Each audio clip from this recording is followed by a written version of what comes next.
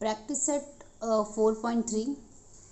देखो ये practice set start करने से पहले हमें कुछ टर्म पता होने चाहिए। जैसे कि देखो इस प्रैक्टिस सेट में बहुत सारी न्यू चीज़ें दिख रही है। यहाँ पे एमवी क्या होता है, फिर share is at par, premium, ये सब क्या है, एफवी क्या होता है, देन व्हाट इज़ डिविडेंड, और बहुत सारी छोटी छोटी चीज़ें जहाँ पे देखो शेयर भी आया है, फेस वैल्यू आया है, मार्केट वैल्यू आया है। तो ये सब चीज़ें हमें पता होनी चाहिए। तो थोड़ा सा मैं आपको बेसिक बताती हूँ यहाँ पे। इस एक्सरसाइज में बेसिकली हम लोग शेयर मार्केट से डील करने वाले हैं।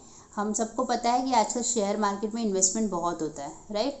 हमारे पेरेंट्स या फिर हमारे आसपास भी हमने तो आप लोग तो शायद नहीं पता होगा, पर बड़े लोग आजकल ये चीज़ कर रहे हैं because it's a good investment होता है, हमें अच्छी खासी इसमें रिटर्न भी मिलती है। ठीक है, तो ये सब हम सबको भी पता होना चाहिए, आप सबको भी पता होना चाहिए।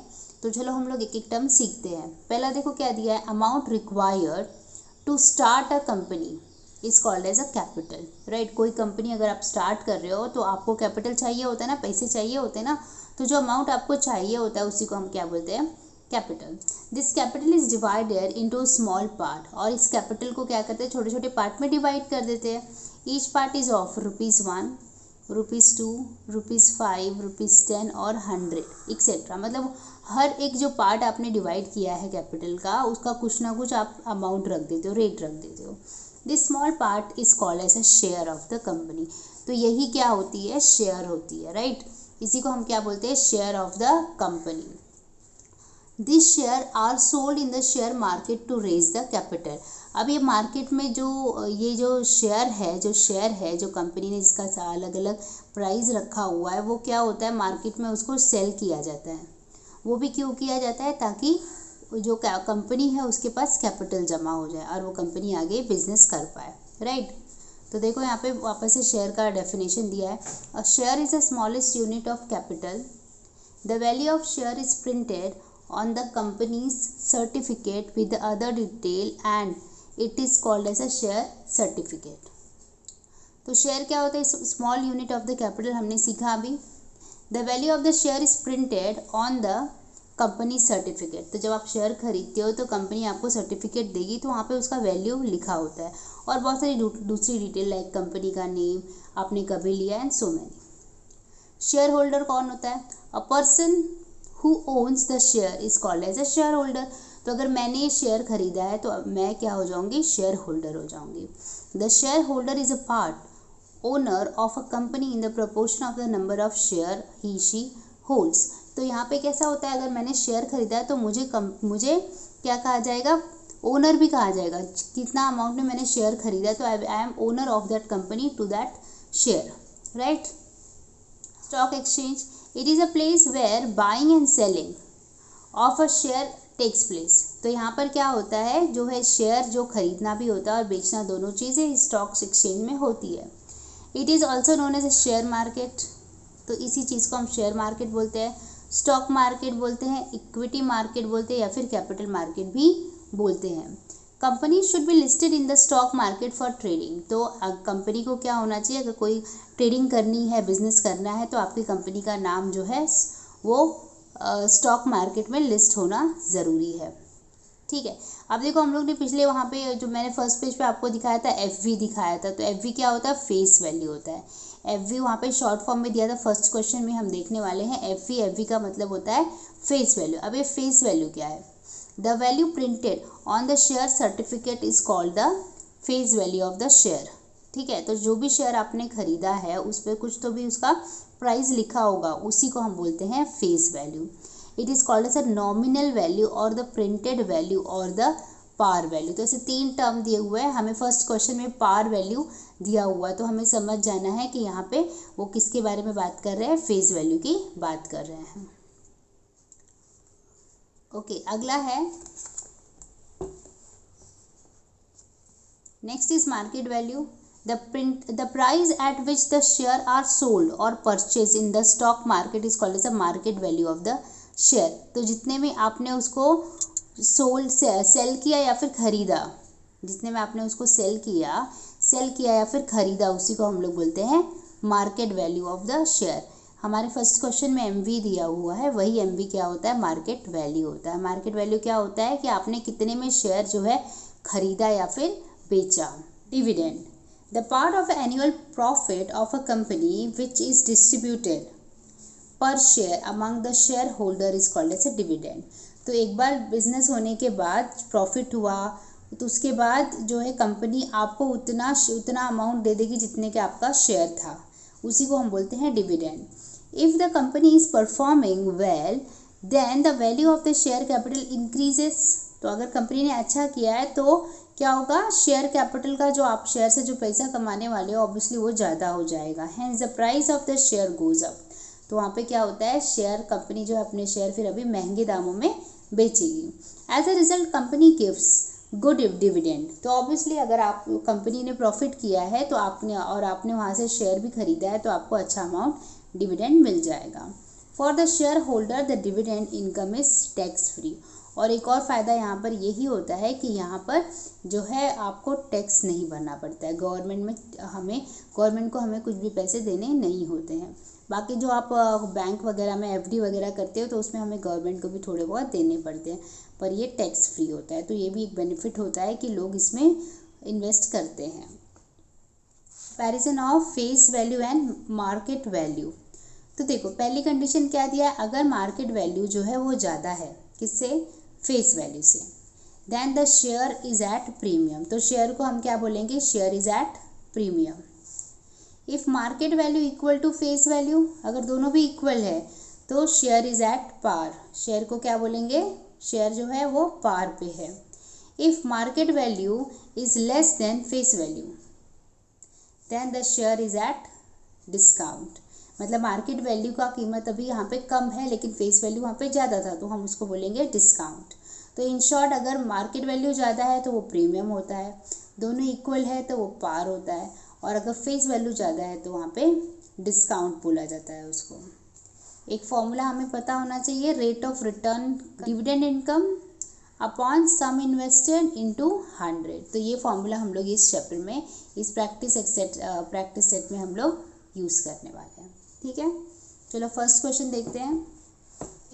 First question, complete the following table by writing the suitable number and words. तो हमें यहाँ पे फिल इन द ब्लैंक करना है। तो देखो फर्स्ट क्वेश्चन में फेस वैल्यू कितना दिया हुआ है, 100। Share is at par, share is at par मतलब क्या होता है, जहाँ पे फेस वैल्यू और मार्केट वैल्यू इक्वल होता है। शेयर इज़ एट पार का मतलब क्या होता है, जहाँ पे मार्केट वैल्यू और फेस वैल्यू इक्वल होते हैं। ठीक है, यहाँ पे हमको अगर फेस वैल्यू 100 दिया हुआ है इसका मतलब हमारा मार्केट वैल्यू भी कितना है, 100 है, तो हम यहाँ पे 100 लिख देंगे। ठीक है, नेक्स्ट क्वेश्चन, फेस वैल्यू हमें पता करना है, share is at premium, okay, और मार्केट वैल्यू कितनी है 575। तो जब वो प्रीमियम में होता है उसका मतलब क्या होता है, देखो प्रीमियम में है मतलब हमारा मार्केट वैल्यू ज़्यादा है, मार्केट वैल्यू यहाँ पे ज़्यादा है, प्रीमियम कितना है 500 का है, तो हमारा फेस वैल्यू में क्या आएगा, हमारा जो भी मार्केट वैल्यू है उसमें से हम प्रीमियम को माइनस कर देंगे। तो 575 माइनस 500 करेंगे तो हमें कितना आ जाएगा 75। ठीक है, प्रीमियम का मतलब हमें पता है जहाँ पे मार्केट वैल्यू जो है ज़्यादा है। मार्केट वैल्यू कितना ज़्यादा है, जितना कि उसका प्रीमियम है। प्रीमियम 500 है तो आप अगर प्रीमियम को कम कर देते हैं मार्केट वैल्यू से तो आपको क्या मिल जाएगा, फेस वैल्यू मिल जाएगा। थर्ड क्वेश्चन क्या है, फेस वैल्यू 10 है और मार्केट वैल्यू 5 है। तो आप देख रहे हैं यहाँ पे जो मार्केट वैल्यू है वो क्या हो गई है, कम हो गई है।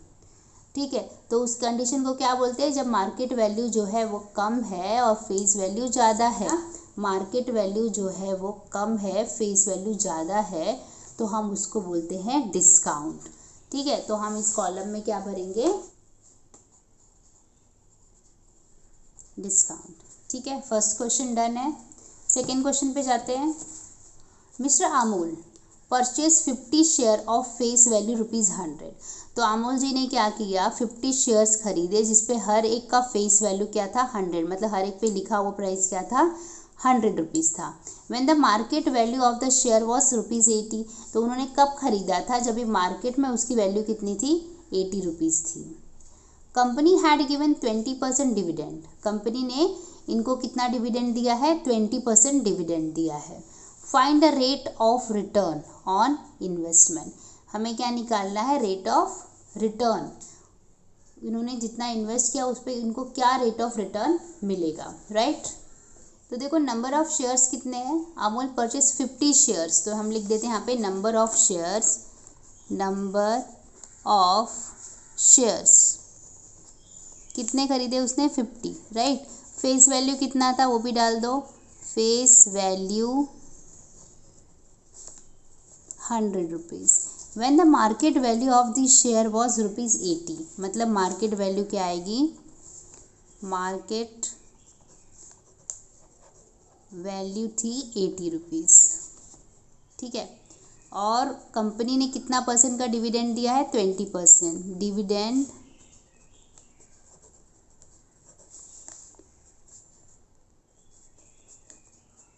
सो 20% का डिविडेंड भी हो गया है। Rate of return on investment हमें फाइंड क्या करना है, टू फाइंड क्या करना है, रेट ऑफ रिटर्न।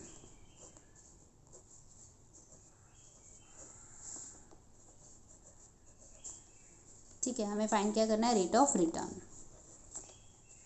अमूल ने कितने शेयर्स खरीदे थे, 50 शेयर्स खरीदे थे, कभी खरीदे थे जब मार्केट वैल्यू 80 रुपीज़ थी, राइट। सो टोटल इन्वेस्टमेंट क्या हो जाएगी, 50 इंटू 80। मैं यहाँ पे लिखती हूँ सम invested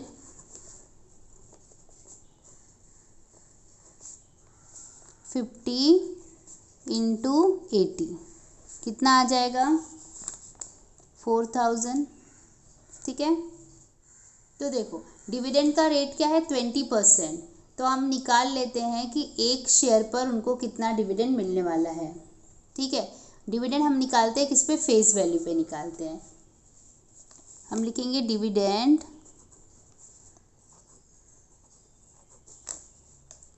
at 1 share 20% of face value, 20/100 of means multiplication, face value कितना है, फेस वैल्यू है 100, तो ये कितना आ जाएगा 20, ठीक है। डिविडेंड एट 1 शेयर 20 है, उन्होंने कितने शेयर खरीदे थे, 50 खरीदे थे, तो टोटल डिविडेंड आपको मिल जाएगा 20 इंटू 50, राइट। लिखेंगे हम लोग total dividend on 50 share, total dividend on 50 share क्या हो जाएगा, 20 इंटू 50, राइट,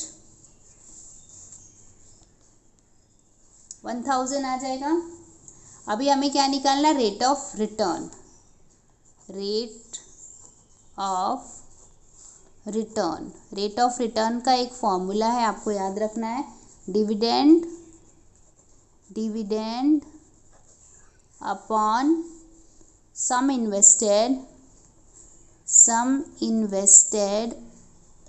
इंटू 100, ठीक है। डिविडेंड आपने निकाल लिया है, टोटल डिविडेंड आपने निकाला हुआ है, 1000 है, तो हम यहाँ पे 1000 रख देते हैं। सम इन्वेस्टेड कितना था, सम इन्वेस्टेड था 4000, ये हुआ 100, 2 0 से 2 0 कैंसिल हो गए, 1000/40 ये गया, इधर बचा 100/4, ये हुआ 50/2, तो कितना आ जाएगा, 2 से कैंसिल होगा तो 25 आ जाएगा, सो 25% is the answer. Rate of return कितना आ जाएगा, 25%। क्वेश्चन नंबर 3 करते हैं। Joseph purchased following shares, find his total investment. तो जोसेफ ने क्या किया, ऐसे कंपनी ए, कंपनी बी और कंपनी सी से अलग अलग शेयर्स खरीदे और हमें निकालना है कि टोटल उसने कितना इन्वेस्टमेंट किया है। कंपनी ए से 200 शेयर खरीदे, फेस वैल्यू 2 रुपये थे और प्रीमियम कितना था, 18 रुपीज़। कंपनी बी से 45 शेयर्स खरीदे, मार्केट वैल्यू 500 था और कंपनी सी से 1 शेयर खरीदा, मार्केट वैल्यू 10,540 था। कंपनी ए का हम सारा डिटेल डाल देते हैं। देखो शेयर्स कितने हैं, 200 है, शेयर्स है 200, फेस वैल्यू 2 दिया हुआ है, तो एफ वी कितना आ जाएगा 2, और प्रीमियम 18 दिया हुआ है, प्रीमियम 18 रुपीज़।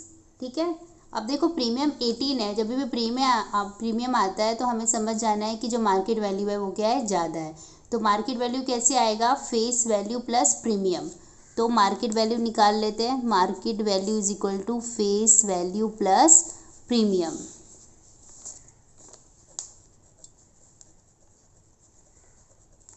फेस वैल्यू है 2 रुपीज़ और प्रीमियम है 18 रुपीज़, तो ये कितना आ गया 20 रुपीज़। यहाँ पे लिखेंगे amount invested is equal to number of shares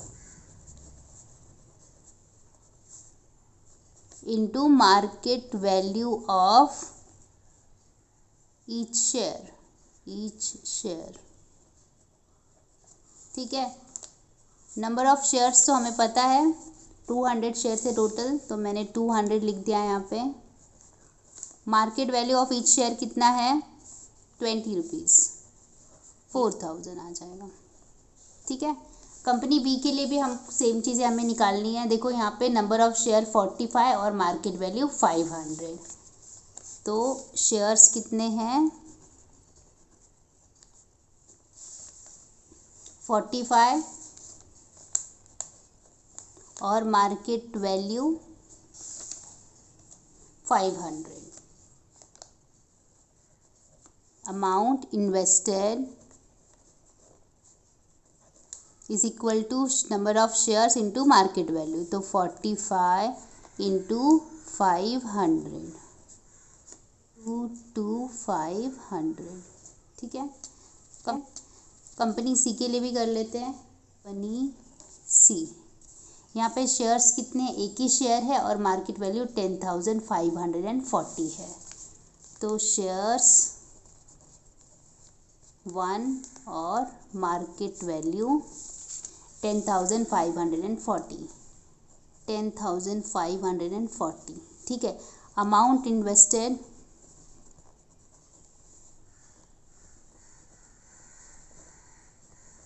क्या होगा, शेयर इंटू मार्केट वैल्यू, मतलब 1 इंटू 10,540 कितना आ जाएगा 10,540।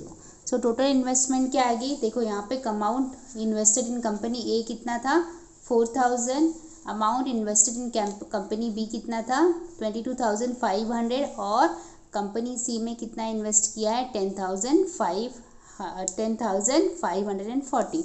सो टोटल इन्वेस्टमेंट हम लिखेंगे, total investment is equal to 4000, यहाँ पे 00522, यहाँ पे 04501। So 37,040 rupees is answer. Total investment is 37,040 rupees.